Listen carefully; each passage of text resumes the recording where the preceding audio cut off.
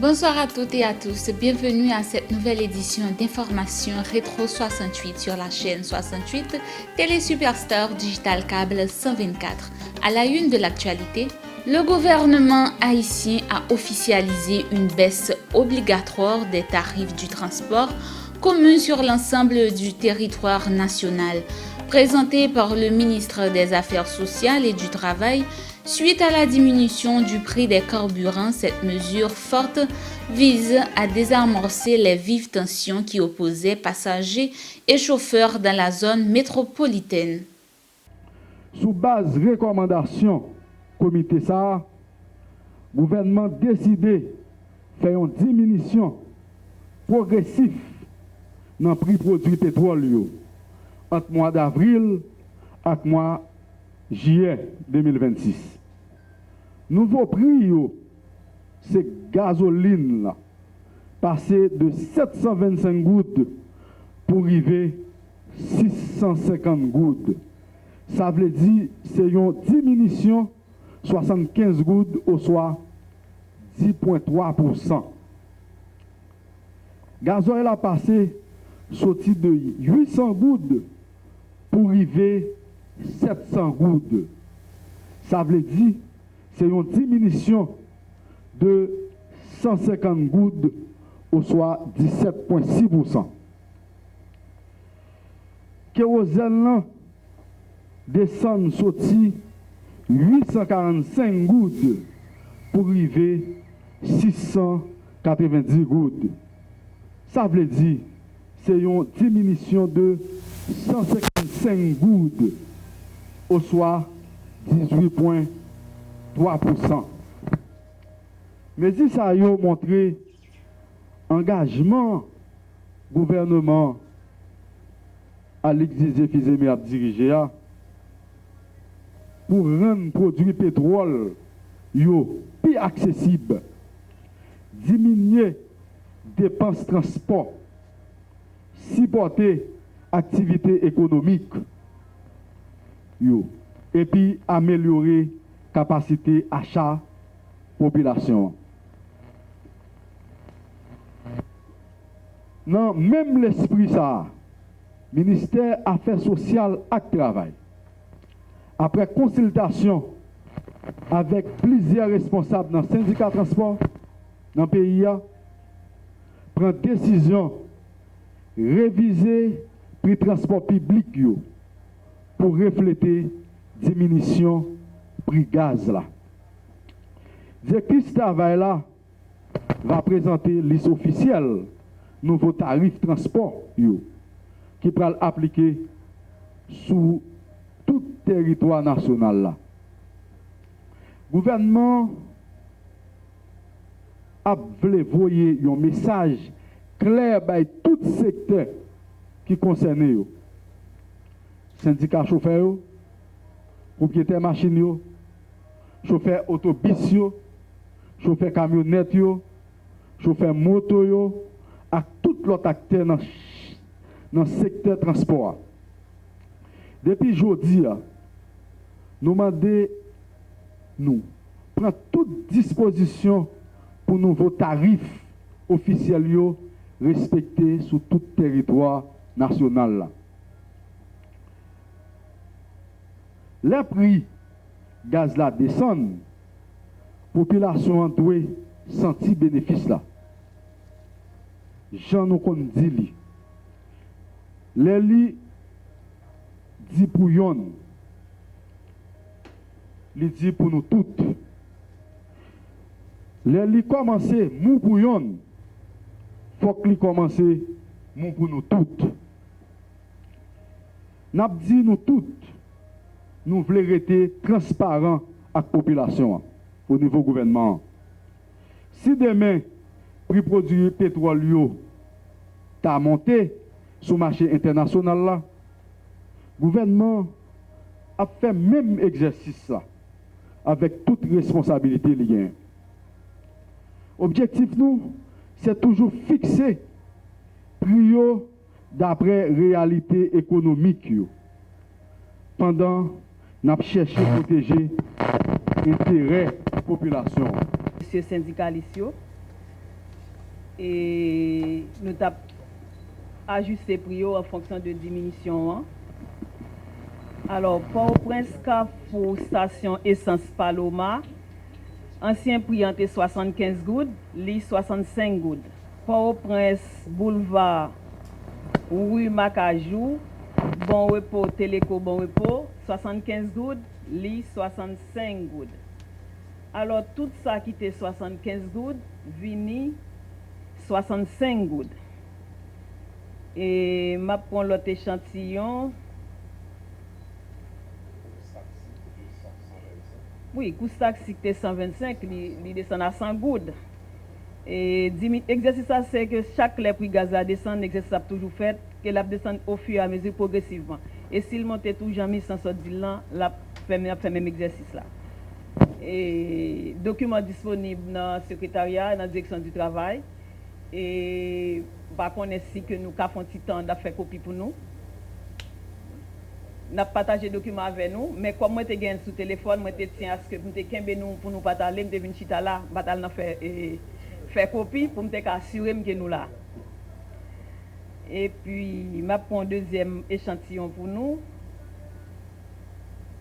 D'accord, dit Port-au-Prince, Pont Rouge, et marché à Kaye, il était 180 gouttes, il 150.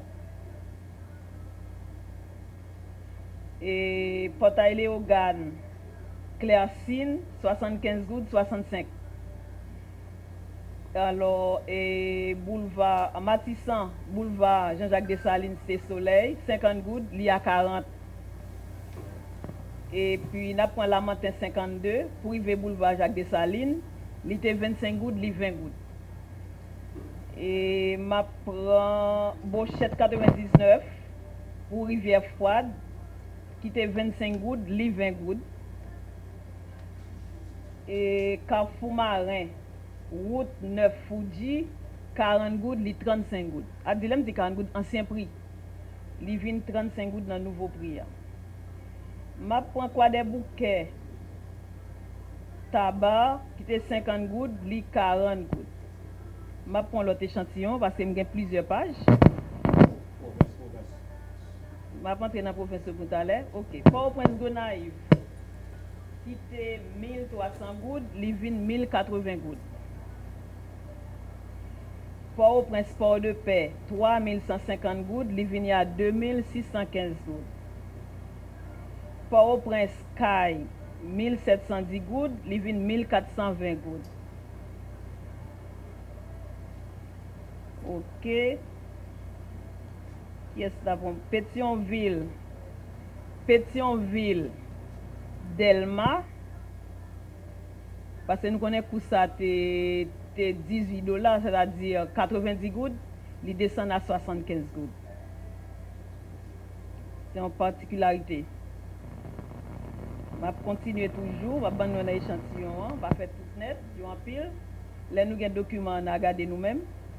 Je prends Saint-Marc-Lester, qui était 240 gouttes, les 200 gouttes. Pont-Sondé, qui était 125 gouttes. Alors, Saint-Marc Pont-Sondé, qui était 125 gouttes, les 105 gouttes. On va continuer avec l'échantillon. Pierre Païen, qui était 80 gouttes, les 65 gouttes. Alors, on parle de Pierre Païen, c'est Saint-Marc. On va continuer. Pont-Sondé, des Chapelles, 150 gouttes, les 125 gouttes. Je vais prendre l'autre page. Quoi des bouquets Cornillon Grand Bois, de 1560 gouttes, il vient 1295. Et quoi des bouquets Tomaso, 180 gouttes, 150 gouttes. Léogane Port-au-Prince, 150 gouttes, 125 gouttes. Miragouane, Petite Rivière de Nip, 445 gouttes. Okay. Miragouane, Fond des Nègres, 150 gouttes, Livine 125 gouttes. Alors, je vais faire des marches documents pour nous, avec documents à l'aise, et parce que vraiment, il y a un pile. c'est tout circuit, ça concerne tout pays, c'est pas seulement Port-au-Prince. Ça veut dire qu'il y a au moins de 13 pages, il faut que ça fait copier à vous. C'est un tournant historique pour la justice en Haïti. Après près de 2 siècles de surplace, le pays s'apprête enfin à changer le code pénal.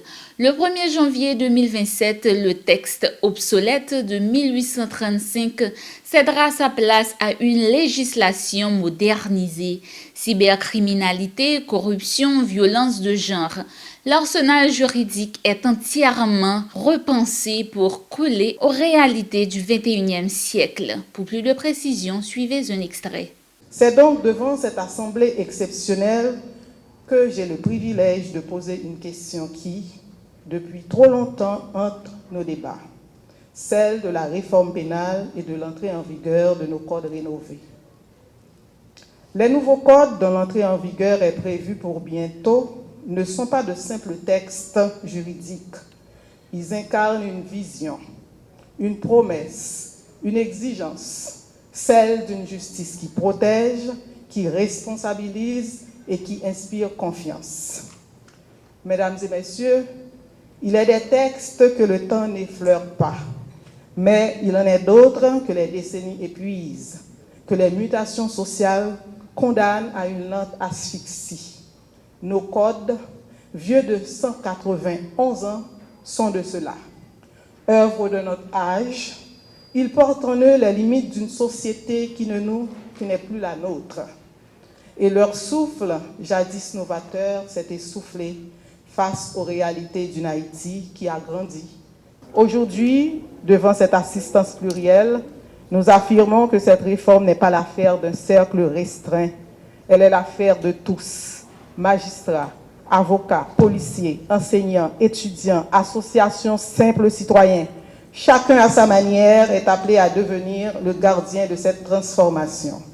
Ce programme de sensibilisation qui sera déployé dans les 5 juridictions des cours d'appel est une étape décisive. Il se veut inclusif, participatif et transparent. Chaque conférence, chaque forum, chaque clinique juridique, chaque support pédagogique est une pierre posée dans l'édifice d'une justice renouvelée. Mais la réussite dépend de nous tous. Sans institutions mobilisées, sans citoyens engagés, sans partenaires confiants, aucune réforme ne peut s'ancrer durablement. Ensemble, nous devons porter cette transformation. Ensemble, nous devons protéger cette justice. Ensemble, nous devons croire en cette réforme. Mesdames et messieurs, vous êtes aujourd'hui avec moi les premiers compagnons de ce voyage vers une justice nouvelle. L'année 2035 nous surprenne avec en main les restes des vieux codes pénals et d'instruction criminelle napoléoniens adoptés en 1835. Il ne faudrait pas que le processus entamé depuis 1994 avec le document Vérité et Justice, poursuivi par le document de politique générale de la Commission préparatoire à la réforme du droit et de la justice, traduit dans les projets de code pénal et de procédure pénale, connaissent un cran d'arrêt trop long et nous renvoient à la préhistoire de la modernité pénale. Cela ne veut pas dire pour autant qu'il nous faille tomber dans le mimétisme. Il y aura une urgente nécessité de réaménagement endogène progressif, même si, somme toute, nous sommes tributaires du système français, pour des raisons pour lesquelles il serait trop fastidieux de revenir ici. Il ne veut donc pas jeter l'enfant avec l'eau du bain, mais introduire des éléments d'adaptation successives qui correspondent davantage à notre situation, qui conviennent mieux aux conditions dans lesquelles le pays se trouve.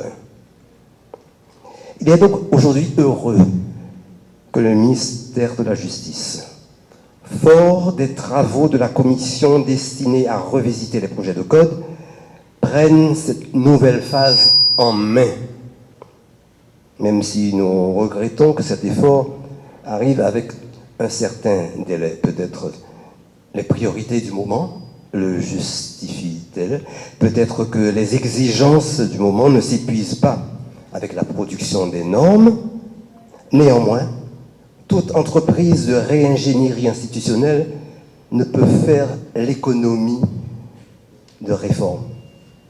Il suit qu'on ne peut se passer des réformes nécessaires. En ce sens, nous avons la faiblesse de croire que la norme est essentielle au plus haut niveau, au plan constitutionnel, au plan législatif, au plan réglementaire, et qu'une société privée de l'arme du droit nous plongerait dans une anomie destructrice fatale, dans une sorte de chaos, invitant aussi bien à l'apparition de prétendus justiciers, fonctionnaires de leur État, ou bien de justiciers dans la sphère sociale.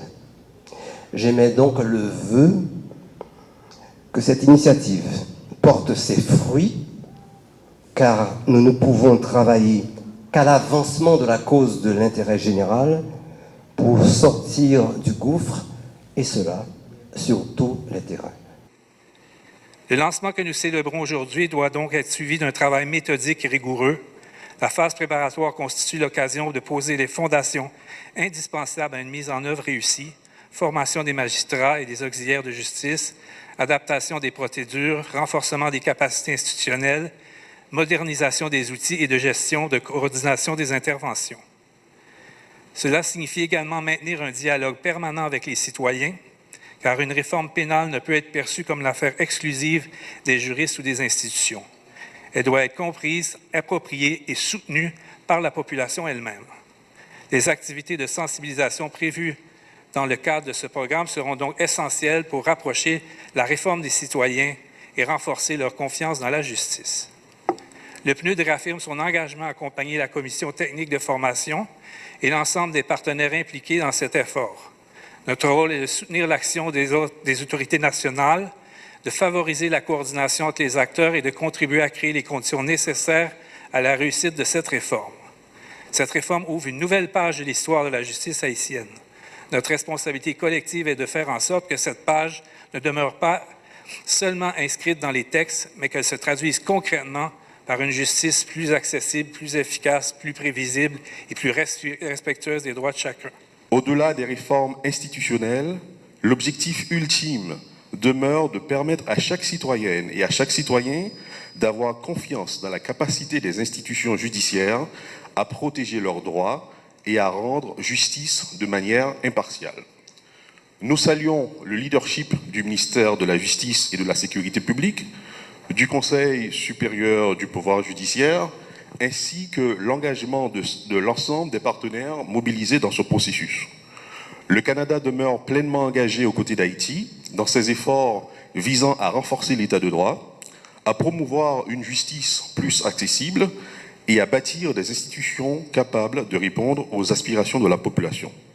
Nous sommes fiers d'accompagner les autorités haïtiennes dans cette étape importante et réaffirmons notre engagement à poursuivre ce partenariat au service du renforcement de l'état de droit et de l'avenir d'Haïti. Je vous remercie.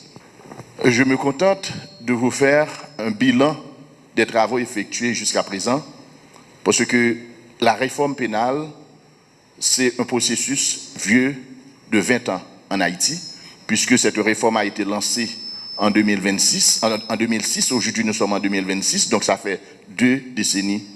Et pendant ces 2 décennies, plusieurs commissions se sont succédées et ces commissions ont dû abattre beaucoup de travaux dans ce qu'on appelle la refonte des codes, le code pénal et le code d'instruction criminelle.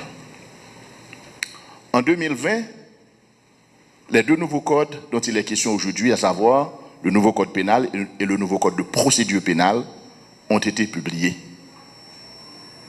Ces codes ont pour vocation de remplacer les vieux codes de 1835 qu'on continue d'appliquer, communément appelé code de Napoléon.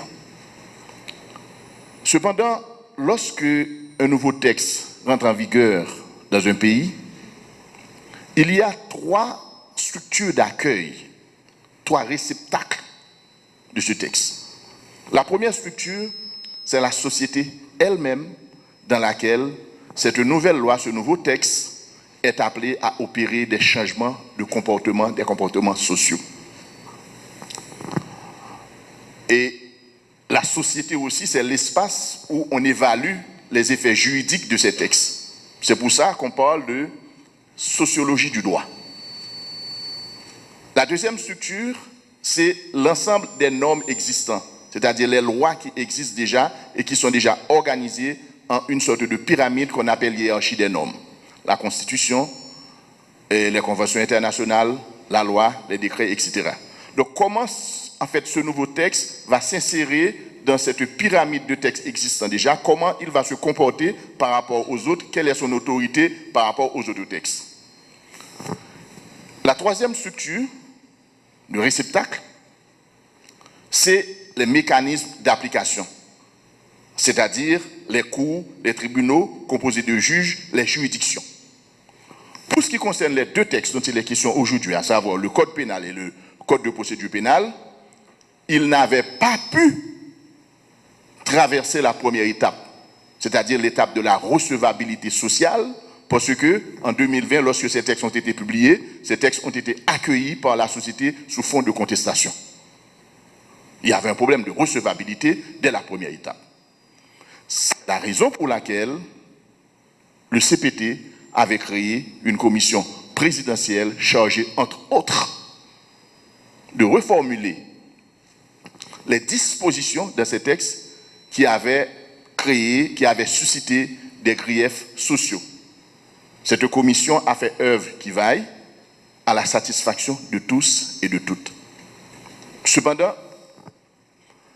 le décret portant création de cette commission présidentielle avait prévu d'autres étapes qui ne sont pas encore complétées. Ces étapes sont notamment la publication des textes d'application des nouveaux codes. Les textes d'application sont un décret sur la réforme des parquets, un décret sur la réforme des greffes, un décret sur l'organisation judiciaire et un décret sur la réforme du service pénitentiaire d'insertion et de probation. L'autre étape, c'est, en principe, cette campagne de vulgarisation des textes pour que la société puisse prendre connaissance de l'existence de ces instruments. Et la dernière étape, c'est la formation des acteurs judiciaires, c'est-à-dire des avocats, des juges, des commissaires du gouvernement qui vont appliquer, qui vont utiliser ces textes. Et nous préconisons au niveau du ministère de la Justice l'approche de formation de formateurs.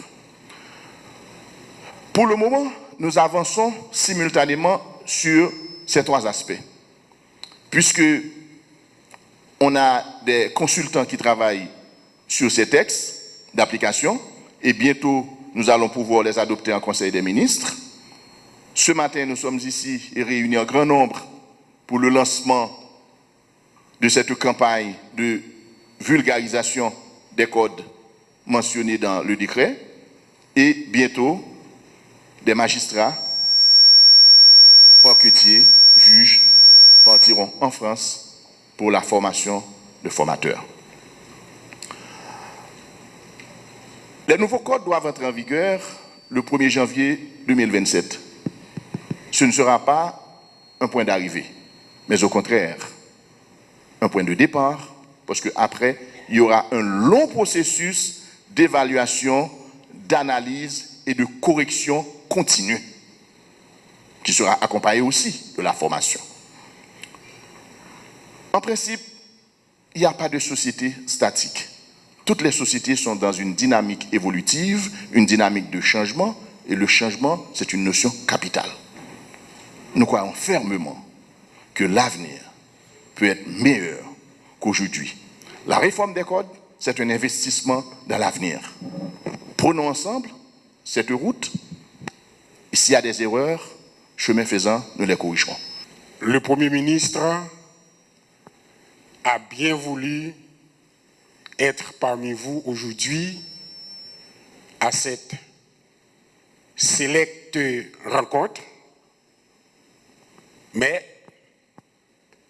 retenu par d'autres obligations impérieuses de l'État, il m'a chargé de vous présenter son message à la circonstance. Nous sommes réunis aujourd'hui pour marquer une étape importante dans la modernisation de notre système judiciaire. Cette conférence inaugurale ouvre un chantier essentiel pour notre République, celui de la réforme pénale. Dans la vie d'une nation, certaines décisions tracent le sillon des siècles et engagent souverainement son avenir. La réforme pénale en Haïti est de cette exigence. Elle incarne la volonté inébranlable de l'État d'affirmer son autorité régalienne, de sceller le règne de la loi, de briser le cycle de l'impunité et d'assurer à chaque citoyen, à chaque citoyenne, une justice inflexible face à la criminalité, mais fondamentalement juste et équitable. Porté par la vision stratégique et la volonté implacable du Premier ministre, le ministère de la Justice et de la Sécurité publique déploie cette vision d'un État fort et juste. Porté par l'expertise stratégique de la Commission technique de coordination et d'élaboration du programme de formation pour la mise en œuvre de la réforme pénale COREFOP et consolidé par l'appui du programme des Nations Unies pour le développement PNUD, cette œuvre de salut public converge les forces de nos institutions, du monde académique et de la société civile. Ensemble, sous la direction du gouvernement, nous rebâtissons l'appareil judiciaire pour le rendre plus moderne, plus efficace et protecteur des droits sacrés de la personne humaine. Aujourd'hui, Haïti est appelé à faire un choix déterminant, celui de la modernisation de ses institutions. Face aux défis de notre époque, nous avons le devoir d'agir avec responsabilité, détermination et confiance. La justice demeure l'un des piliers essentiels de l'État. Elle protège les libertés, elle assure la paix civile et elle fonde la confiance des citoyens envers les institutions républicaines. La réforme engagée constitue un véritable acte de souveraineté. Cette réforme vise à doter notre pays d'un droit pénal adapté aux réalités du XXIe siècle, un droit pénal capable de répondre efficacement aux nouvelles formes de criminalité, tout en garantissant le respect des droits et de la dignité de la personne humaine. Pendant 2 siècles, plus de 2 siècles même, notre système pénal s'est appuyé sur des textes hérités d'une autre époque. Ces instruments ont accompagné certes notre histoire, mais ils ne répondent plus pleinement aux exigences d'une société en constante évolution et en pleine mutation.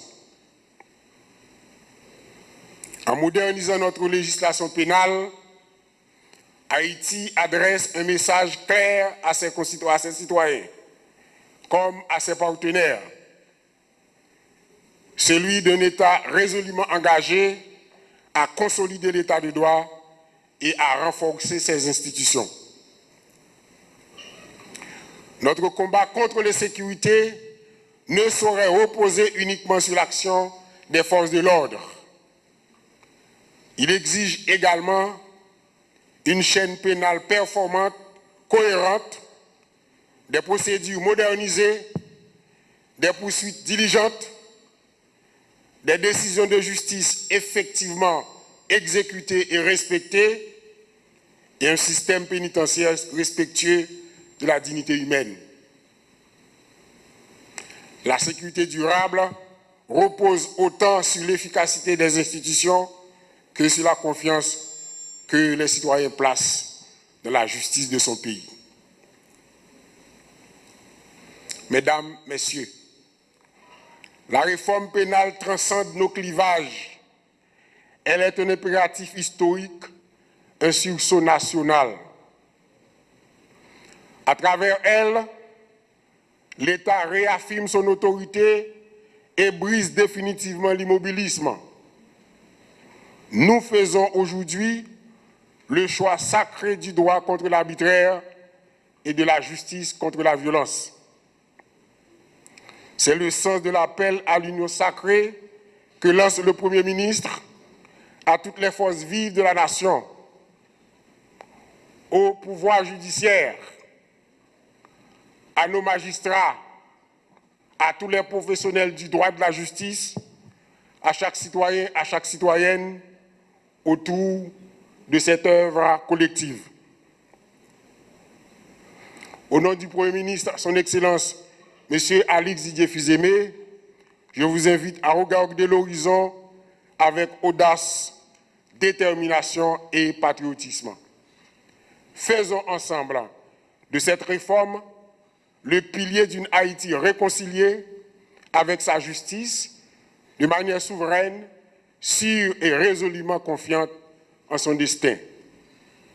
La renaissance de notre justice est la promesse de notre avenir. Vive la justice haïtienne, vive la République. Merci. Une crise silencieuse qui paralyse les tribunaux en Haïti, le manque cruel de greffiers. Sans la plume des auxiliaires indispensables, aucune audience ne peut légalement se tenir. Entre salaires de misère, manque de formation et grève à répétition, le système judiciaire est totalement bloqué, prolongeant indéfiniment l'attente des détenus.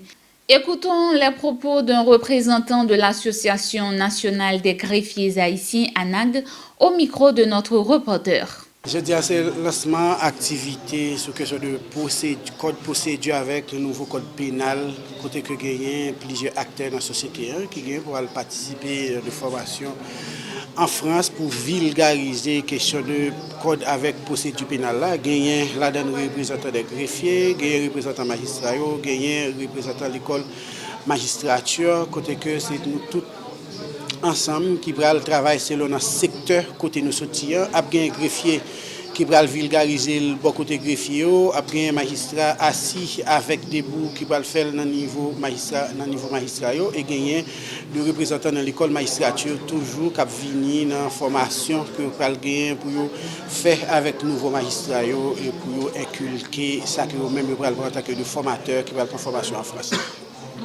Enfin, nous-mêmes dans l'Association nationale des greffiers haïtiens, qui ne pas prêter là seulement dans la question du code pénal, là, mais dans le fonctionnement appareil judiciaire, là, côté que nous parlons de 2 années qui va beaucoup plus difficile que l'année précédente. Parce que je dis, à travers les 20 juridictions qu'on carence de greffiers à travers le pays, malgré des propositions nous faites avec le ministre de la Justice là, et volonté du ministre de la Justice là, démontrer nous tout, les gagnants pour les capables de mettre un bout dans le problème ça et nous depuis 2025 côté une quantité greffier que le ministre lui-même était déjà rédigé les et jusqu'au n'y a pas encore joindre les ça dans main et jeudi nous gagnons un tribunal de première instance de Gonaïve qui ont une carence énorme de greffiers qui ont octogénaire qui travaillent dans environ 3 chambres d'instruction. Pourtant, chaque chambre d'instruction est composée des juges là, avec greffiers, plus un secrétaire qui peut assister, qui peut taper décision de justice. Et voilà, je dis, nous avons la juridiction des Gonaïves, la juridiction de Petit-Gouave, de Port-au-Prince, de Hinche, de Miragouane d'Aquin, côté de Jérémy aussi, côté qui gagne une carence énorme de greffiers dans le niveau tribunal de première instance. En plus, nous constatons tout le ministère de la Justice, là, transfert avec de greffiers qui dans le tribunal de paix pour venir dans la première instance. Bon, nous-mêmes, nous estimons que c'est anormal, parce que les ou sortis au niveau inférieur pour aller au niveau supérieur, faudrait-il bien que son promotion. Les greffiers qui dans le tribunal de paix, captable avec type de greffier dans le niveau tribunal de paix pour le venir dans la première instance, faudrait-il bien que le ministère de la Justice bali une promotion. Parce que les gens sorti greffier pour le venir magistrat, ils font promotion. Les magistrats sorti dans le niveau tribunal de paix pour aller dans la première instance, ils gagnent une promotion et ils gagnent un salaire en plus. Les aussi petits commissaires au gouvernement sorti dans la première instance pour y aller dans le cour d'appel, pour y sortir dans le cour d'appel, pour y aller dans la cour de cassation, côté que c'est une promotion, ils gagnent et ajuster salaire par rapport avec nouvelles fonctions que lui-même va remplir, mais nous-mêmes nous constatons que les différents bon côté greffiers parce que yo juste prend un greffier qui sorti dans le tribunal de paix et yo va le mettre dans la première instance. Nous gagnons dans zone Moron côté que nous assister avec un transfert au ministère de la Justice pour un collègue greffier qui c'est Dimitri Eugène qui nommé depuis l'année 2019 qui peut quand même touché et voilà il va une promotion pour le travail dans le tribunal de première instance de Jérémy côté il a dépensé environ 2500 gouttes pour le travail et puis il n'y a pas encore un salaire. Nous avons demandé avec responsable, conseiller ministère de la Justice, mais quand il a une cop pour le payer pour le sortir Moron pour la Jérémy, est-ce que c'est justiciable il veut la rançonner, mais c'est qui ça vous voulez le faire. Nous-mêmes l'Association nationale des greffiers haïtiens, nous dénonçons de mauvaises pratiques ça nous est jusqu'au lien qui n'a pas judiciaire là. Et ceci gagne plusieurs lettres greffier qui était formé dans l'école magistrature depuis l'année 2017 jusqu'au ministre qui était déjà signé lettre ça et nous greffier ça même il pas encore joindre lettre jusqu'au pour remplir fonction pourtant il a offert service de 2017 à nos jours sans que il pas payé.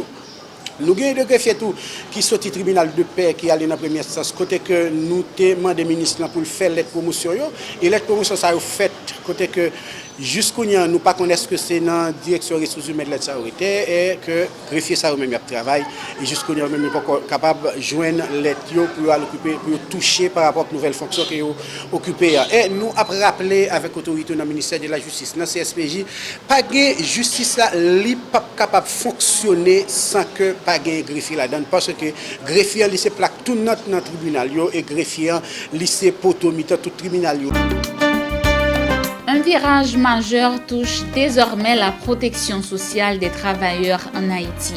Le FATMA vient de dévoiler son tout nouveau barème de soins médicaux pour sauver l'institution de la faillite et pérenniser ses services. La direction impose de nouvelles règles de jeu tarifaires. Pour plus de précision, suivez un extrait. Un profond sentiment de responsabilité et une grande satisfaction que je vous souhaite la bienvenue à cette cérémonie officielle de présentation du nouveau barème des soins de l'Office d'assurance accident du travail, maladie et maternité. Cette présentation constitue une étape importante dans le processus de modernisation de l'OFATMA, dans la volonté de la nouvelle équipe de direction de renforcer durablement la protection sociale en Haïti. Le barème que nous présentons aujourd'hui n'est pas simplement une liste de prix ou un document administratif. Il représente un véritable instrument de gouvernance, de régulation et de partenariat. Il détermine les conditions dans lesquelles nos assurés peuvent accéder aux soins. Nos institutions sanitaires partenaires peuvent fournir leurs services et l'OFATMA peut remplir sa mission tout en préservant son équilibre financier. Pendant trop longtemps, l'inadéquation entre tarifs de prise en charge et les coûts réels des prestations médicales a constitué une source de difficultés. Les institutions sanitaires ont été confrontées à l'augmentation du prix des médicaments, des dispositifs médicaux, des examens de laboratoire, des équipements, de l'énergie, des ressources humaines spécialisées et de l'ensemble des charges nécessaires au fonctionnement d'un service de santé de qualité. De son côté, l'OFATMA devait continuer à garantir l'accès aux soins à ses assurés tout en répondant aux exigences de bonne gestion, de transparence et de pérennité du régime. Face à cette réalité, l'équipe de direction a fait un choix clair: ne pas improviser, ne pas fixer des tarifs de manière arbitraire et ne pas repousser davantage les décisions nécessaires. Nous avons choisi la voie de la rigueur scientifique, de la concertation et de la responsabilité. À travers ce nouveau barème, nous voulons offrir aux institutions sanitaires partenaires des conditions plus justes et plus prévisibles. En retour, nous attendons de ces institutions un engagement ferme en faveur de la qualité, de la disponibilité et de la continuité des soins. La revalorisation des tarifs sont obligatoirement s'accompagner d'une amélioration de la prise en charge de nos assurés. Nos bénéficiaires doivent être reçus avec respect et dignité. Ils doivent pouvoir accéder aux services prévus sans discrimination et sans tracasserie injustifiée. Nous invitons également les institutions sanitaires partenaires à considérer ce nouveau cadre comme un pacte de confiance. Cette confiance devra être entretenue par la qualité des dossiers, la sincérité de la facturation, le respect des tarifs convenus et la disponibilité réelle des services annoncés. Au nom du Conseil d'administration des organes de sécurité sociale, CAOS, je félicite le directeur général de l'OFATMA, les équipes techniques, les actuaires, les cadres administratifs et médicaux, ainsi que l'ensemble des partenaires ayant contribué à ce processus. Nous demeurons aux côtés de l'OFATMA pour accompagner les mesures qui renforceront la crédibilité de l'institution, protégeront davantage les assurés et consolideront le système haïtien de sécurité sociale.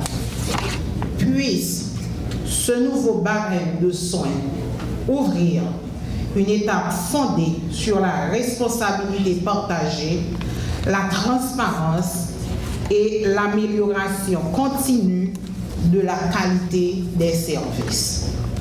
Le ministère des Affaires sociales et du Travail au nom du chef du gouvernement, son Excellence Alix Didier Fils-Aimé, accompagnera pleinement cette dynamique en renforçant la transparence, la modernisation des procédures, la digitalisation des services et l'évaluation régulière de cette réforme. Je félicite le directeur général de l'OFATMA, son équipe, le conseil d'administration, des organes de sécurité sociale, ainsi que l'ensemble des partenaires qui ont contribué à cette avancée. Notre ambition est simple, faire de cette réforme un véritable progrès au service des travailleurs, de leurs familles et du renforcement de la sécurité sociale en Haïti. En renforçant l'OFATMA, nous renforçons la confiance dans notre système de protection sociale. En protégeant les travailleurs, nous protégeons également les familles, la cohésion nationale et l'avenir de notre pays. C'est cette vision qui doit continuer à guider notre action collective. Je vous remercie. Le véritable succès de cette réforme ne sera pas seulement apprécié à travers les chiffres ou les dispositions contenues dans le document présenté aujourd'hui. Il se mesurera dans les hôpitaux, les cliniques, les laboratoires et les pharmacies par une amélioration tangible de la qualité des services, une réduction des délais de prise en charge, une plus grande disponibilité des prestations et une meilleure satisfaction des assurés. Le gouvernement attache également une importance particulière aux mécanismes de contrôle, d'évaluation et de transparence qui accompagneront la mise en œuvre de cette réforme. Une fracturation traçable des prestations dûment justifiées, une reddition de comptes efficace ainsi qu'une gestion numérique moderne constituent des exigences essentielles pour renforcer la confiance des assurés dans notre système de sécurité sociale.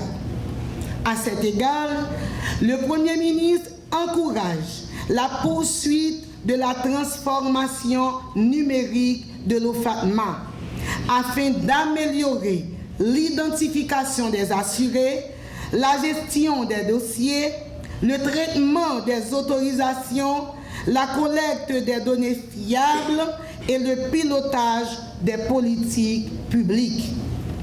Cette réforme est également le fruit d'une collaboration étroite entre plusieurs institutions de l'État. Sa réussite exigera la poursuite de cette coordination entre la primature, le ministère des Affaires sociales et du Travail, le ministère de la Santé publique et de la Population, le ministère de l'Économie et des Finances, le CAOS, l'OFATMA et l'ensemble des établissements de santé partenaires. La détresse des employés du Centre national des équipements CNE s'est invitée devant les portes de la primature. Les travailleurs ont organisé un sitting sous les bureaux du chef du gouvernement. Leur revendication n'a pas changé. Ils réclament l'application immédiate du décret garantissant leurs intégrations au ministère des Travaux publics et le versement de plus de 14 mois de salaire impayés. Pour plus de précisions, suivez un extrait.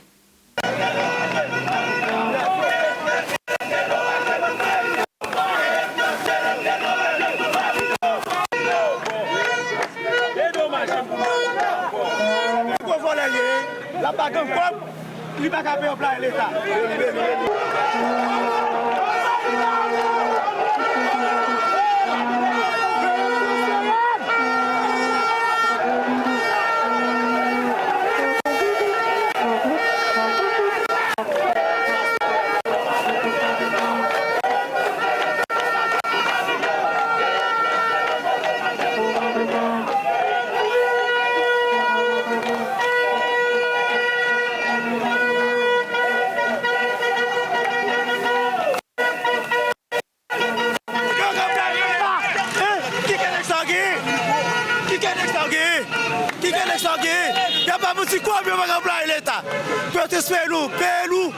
Espérez-nous, dédommagement, tout le monde là net.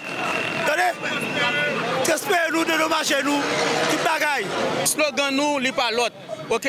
C'est un décret qui a été pris. Décret pas l'autre bagaille, c'est payer nous, transférer nous, dédommager nous. Je veux dire là, nous regardons pour nous, l'État a fait il passer pour victime, nous-mêmes employés fait être nous nous passer pour bourreau. C'est un décret qui prend. Dans le décret, on dit que ça transférer les gens qui est là pour transférer, payer les gens salaire. Ok? Pour que bon toucher et dédommager les gens qui sont là pour dédommager. Je veux dire là, il y a un décret qui prend depuis 2024, à nos jours, pour qu'il y ait rien qui fait là-dedans. Nous demandons, s'il vous plaît, Premier ministre, là, pour payer nous, transférer nous, dédommager nous. Nous tous ensemble, nous avons un slogan. Qui ça n'a pas dit? Payez nous, transférez nous, dédommagez nous. Qui ça slogan nous c'est? Payez nous, transférez nous, dédommagez nous. Nous pas l'autre bagaille, c'est ça n'a pas dit? Son incohérence qui est la caille l'État, on a regardé, c'est le ministre Fils-Aimé qui dans tête l'État aujourd'hui, qui connaît qui ça technicienne CNE représenté en Haïti, comment c'est des jeunes garçons avec jeunes femmes qui connaissent pas pays en service. Et je veux dire, c'est lui-même qui a roulé dans la farine, c'est lui qui a passé dans la bêtise. Je pense que là, c'est irresponsabilité l'État, c'est irresponsabilité Fils-Aimé, comme qui tout puissant, qui a fait tout bagage aujourd'hui pendant 17 mois, lui-même qui sont anciens entrepreneurs, lui-même qui sont anciens techniciens, tout, et il connaît qu'on banquier, les techniciens après dit, comment ça dit, il connaît que depuis où mon travail, il doit toucher. Parce que d'abord, en tant que monde, nous sommes remplis de voix citoyens nous. Puisque nous sommes remplis de voix citoyens nous avons droit pour le payer nous. Nous ne pouvons pas comprendre comment faire la poule dans la farine. Nous avons diffusé, mais je dis, le président syndicat a dit tout à l'heure, petit nous pas qu'à fiche dans le moment ça pour la proposer. C'est dans le courir nous. Ça veut dire que vous aimez connaître, il met remplir toutes conditions pour nous mourir déjà. C'est ça que la tonne de mourir pour le payer nous. Parce qu'elle mettait nous qui vivons dans le quartier populaire, aux abois, il mettait dans des conditions de non et tout. Et les comptes ça l'a fait bien. C'est parce qu'elle veut pour toute petite nous, qui a tombé dans sac pas ça, qui ne veut pas accepter payer nous. Je ne peux pas comprendre ça moi-même. Ça ne peut pas comprendre pour qui ça, pour une décision comme ça, un bagage qui simple comme ça, pour PM nous obligé de manifester là comme ça. Ça ne peut pas comprendre ni, et ça c'est un problème, il faut pas de questionnement, et ça c'est sans réponse. Pour qui ça, il y a un monde qui est premier ministre du pays. On doit se simple comme ça, il y a un décret comme ça, et on constate que c'est des gens qui travaillent depuis des années, environ 26 années. Ou constatez que ça y dit à décret, ou c'est le Premier ministre, moun sa yo vin là pour venir demander pour ça décret a dit appliquer. Pour qui ça ou pas appliquer un décret qui pourrait publier. Donc maintenant là, nous venons là pour nous faire reconnaître. C'est pas nous qui publions des décrets, c'est pas nous qui prenons des décrets. Nous tapons travail normal, c'est l'État qui dit comme ça, il va transférer CNE par l'autre entité dans l'État, mais on dit qu'il y a transféré tout le monde, il y a payé, il y a dédommagé. Et nous capons la matière pour nous dire, seulement ça nous réclamer, nous pas besoin de venir encore, il y a pour payer nous, dédommager nous, transférer nous, nous ne pouvons jamais mettre pied ici encore. Est-ce que nous sommes là? Oui, nous, dédommagez-nous, dédommagez-nous. Nous pas besoin de venir encore depuis l'État fait ça.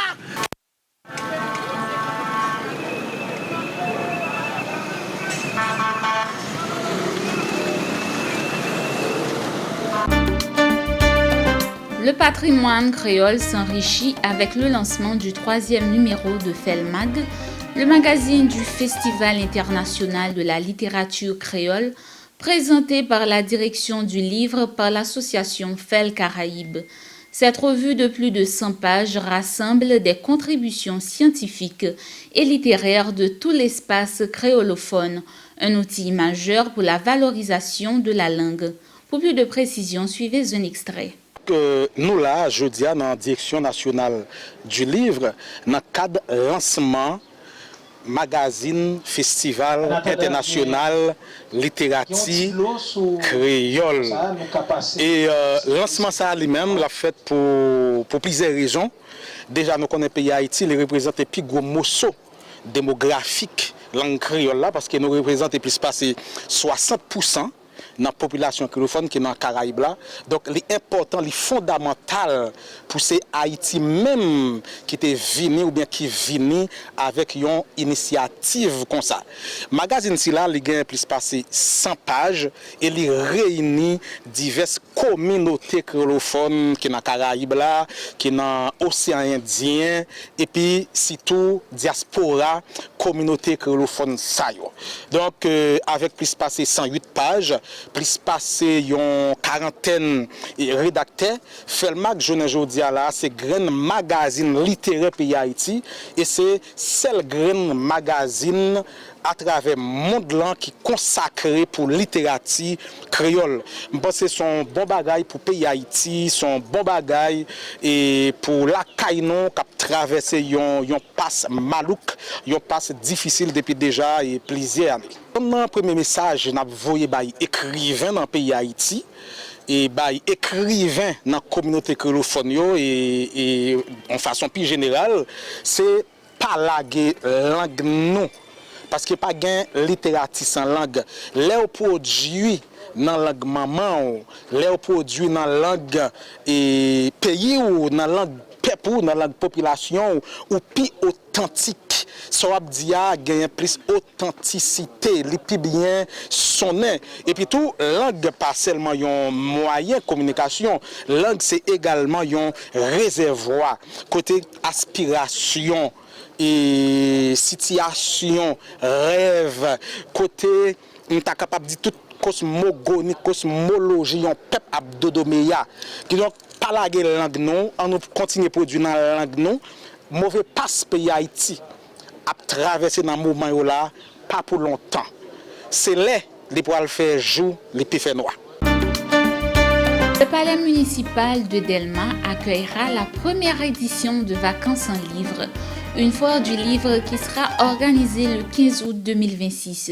Cette activité enrichissante ne se focalisera pas uniquement sur la lecture. Ce sera aussi une journée divertissante selon les propos des organisateurs. Ces derniers invitent déjà les parents à y accompagner leurs enfants pour prendre part à cette manifestation culturelle.